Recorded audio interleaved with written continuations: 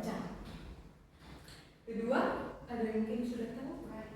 Ya betul, menulis. Tiga, mendengarkan. Yang keempat adalah speaking. Nah, kebanyakan itu udah saya pengennya pokoknya harus bisa speaking, saya nggak mau tahu. Padahal yang paling penting adalah diri. Kenapa? Karena ada yang namanya input dan juga output.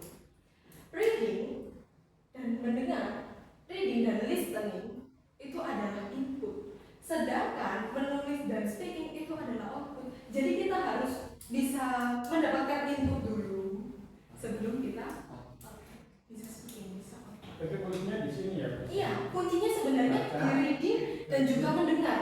Kuncinya adalah di membaca dan mendengar. Kuncinya di sini kalau mau bisa lancar bicara bahasa Inggris. Lalu setelah bisa membaca dan mendengar, otomatis pasti bisa menulis dan berbicara. Karena ketika kita membaca, kita pasti bisa menulis. Ketika bisa mendengar, kita pasti bisa mengungkapkan.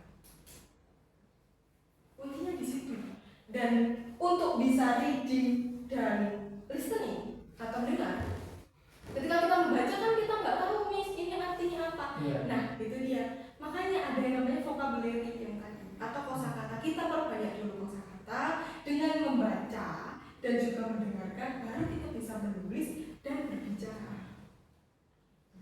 Jadi kalau kita mau menghafalkan kosakata itu sekarang sama terjemahannya. Betul.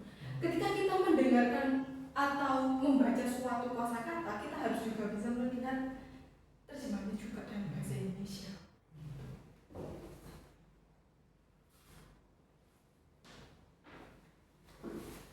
Nah, nanti baru di level menulis ini ada yang namanya tata bahasanya atau grammarnya. Nah, ini ada rumus-rumus dalam bahasa Inggris. Singkatnya rumus-rumus dalam bahasa Inggris ini seperti kalau dalam bahasa Indonesia ada yang namanya SPOK. Nah, seperti itu. Kurang lebih seperti itu. Oke, sudah cukup. Mungkin bisa latihan dulu dan persiapan untuk bisa memperkenalkan diri dalam bahasa Inggris. Mungkin 5 menit, 10 menit cukup ya. Silakan untuk latihan.